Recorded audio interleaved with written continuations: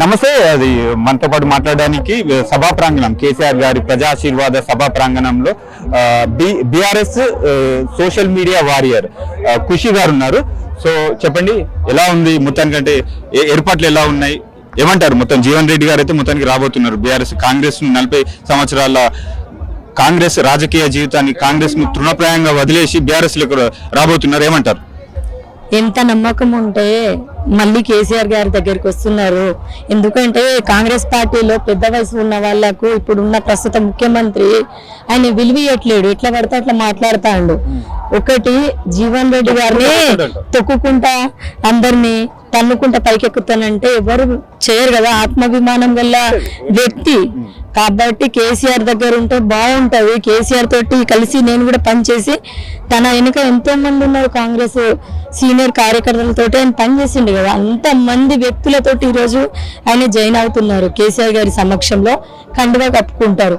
అంటే అంతమంది తోటి మొన్న ఎలక్షన్ జరిగినప్పుడు కాంగ్రెస్ పార్టీలో ఉన్న ఆయన అన్నాడు, జీవన్ రెడ్డి అన్నాడు, కాంగ్రెస్ పార్టీలో చేసే వ్యక్తులకు స్థానిక సంస్థ ఎన్నికలలో మనము నిలబెట్టుకుందామంటే రేవంత్ రెడ్డి ఒప్పుకోలేదు. ఇదే ఉన్నాడు కదా ఈ సంజయ్, ఇది బీఆర్ఎస్ న్యూస్ దాంట్లో ఆయన వ్యక్తులకు ఇచ్చుకున్నాడు. అంటే ఆయన ఇండిపెండెంట్ గా నిలబడ్డ వ్యక్తికి సపోర్ట్ చేసిండు. అవమానాలు చాలా జరిగినాయి అట్లా, అంటే ప్రతి చోట అవమానమే ఈయన ఎక్కినప్పటి నుండి ఆయన. కాబట్టి ఆత్మాభిమానం గల వ్యక్తి కాబట్టి ఈరోజు మళ్ళీ కేసీఆర్ దగ్గరికి వెళ్ళి, దేవుడు నాకు ఒక మంచి వరం ఇచ్చిండు, మీతో కలిసి నేను పని చేయాలనుకుంటాను అనేసి అన్నొచ్చిండు. మేము కూడా అన్న ఎంతో జాతీయ పార్టీ బీజేపీ కూడా ఉంది, అవకాశాలు దేశంలో పరిపాలిస్తుంది బీజేపీ కూడా, కానీ బీఆర్ఎస్ ని అంత కేసీఆర్ ని ఎందుకు నమ్మకం ఏర్పడ్డారంటారు? ఎందుకంటే ఉద్యమం చేసి తెలంగాణ సాధించిన గొప్ప వ్యక్తి కేసీఆర్ గారు.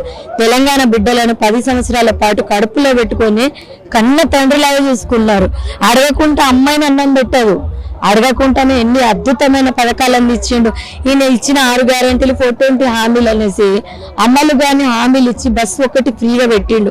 4 గంటలకు ఒక బస్సు ఇస్తే 2 బస్సులలో ఎక్కే జనాలు ఒక్క బస్సులు ఎక్కుతారు, బస్సు టైర్లు ఊసిపోతాను, కండక్టర్లు దిగి పారిపోతాను. గతంలో చూసుకుంటే ఆర్టీసీ బస్సులో మహిళలు వస్తున్నారు అంటే లేచి నిలబడేవాళ్ళు పురుషులు. సో ఇప్పుడైతే మొత్తం ఘోరంగా ఉంది పరిస్థితి. మరి ఇప్పుడు డ్రైవర్లు అంటారు, మీరే వెళ్ళండి అమ్మా, మీరే డ్రైవింగ్ చేసుకోండి, మీరే ఎక్కండి, మేమే దిగేస్తామని ఒక డ్రైవర్ అంతకు ముందు పాపం దిగేసి వెళ్ళిపోతాడు. అంటే ఎట్లున్నదంటే, సరే నువ్వు బస్సు ఫ్రీగా పెట్టినా, మరి 4 గంటలకు ఒక బస్సు ఇస్తే 2 బస్సుల జనాలు మహిళలు దాంట్లో ఎక్కితే కండక్టర్ డ్రైవర్ ఇద్దరు జెంట్స్, దాని మిగతా వాళ్ళందరూ ఆడోళ్ళు. ఒక దాంట్లో లేదు కన్నా, మీరు అందరూ ఆడోళ్ళు ఉన్నారు, బంగారం వేసుకున్నారు, మేమిద్దరే మొగల్లో ఉన్నాం బస్సులో, ఎట్లయితుంది అని.